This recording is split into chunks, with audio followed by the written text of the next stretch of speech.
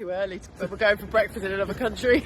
All jokes aside, myself and Steve were heading off to Oslo to attend the Oslo Street Photography Festival, the first one, but also head out to see some friends that I have out there and get some street photography. And this is how it went. I did not expect it to be 26 degrees. We were told it was going to rain. Anyway, met up with my friend Mark, another photographer, you might remember from other videos. And I was shooting, first of all, on the Harman Phoenix, which is an ISO 200 film, but I tend to shoot at ISO 100, which I think serves me better and gives me a nicer look to it. I love the seagull pictures so much. Anyway, going round, it was a really hot day. There was a lot of people. I played with silhouettes. I always try and see how I got it. Obviously, the Phoenix has very warm tones. I haven't been the greatest lover with portraits, but I did find later on when we went to the Drag Festival, I quite enjoyed the way it looked. Now, we did go to the Street Photography Festival first, before the drag, but I'll get onto that a little bit later. I fell in love with the dog, obviously. And it was just nice to see. It's a very nostalgic look. And I think it does really well with the blue tones, actually. And that made me laugh. Sorry, Mum. Sorry. So let's talk about the Oslo Street Photography Festival, which is actually run by the Oslo Street Photography Collective out there. It was their first ever one, so please bear that in mind. Firstly, I actually enjoyed my time there. It was 2 days, but I don't think there was enough information given to make me want to stay for the full 2 days, which sounds awful, but first of all, I couldn't find anywhere what each of the talks were about. There was people's names and there was some great information about those people. There wasn't much information on what the talks were actually about, and I think that would have helped me stay longer. I did have clients I had to go see and stuff I had to do, and it was a bit hard to decide which ones was I going to stay for, which ones couldn't I stay for, that kind of thing. I think that would help further on.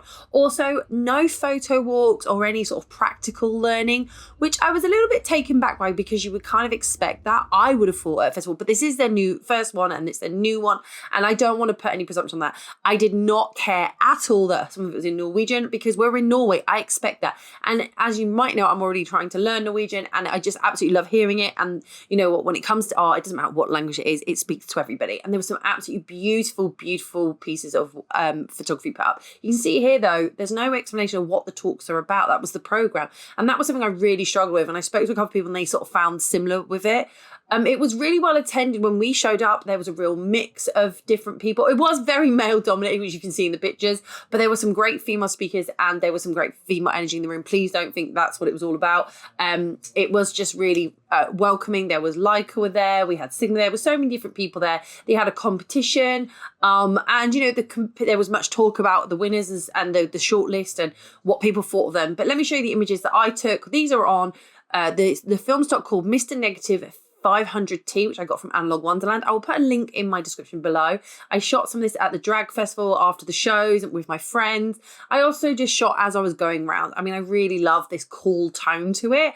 I do think it's got a really nice grain, but I tried to shoot in a more street photography way, so see how it would work for that, because it's not for everybody. It is really good for skin tone. It's got a cinematic thing, but I think you need quite a warm day. If you see here with Marco, it really brings out beautiful skin tone on him, whereas the previous images you saw, they were a little bit blue toned. So yeah, greens desaturated slightly with, again, a hint of blue. There's kind of like a cooling off to all of it, which you would expect because it's the white balance of this film stock. The reds are muted. I absolutely really loved this.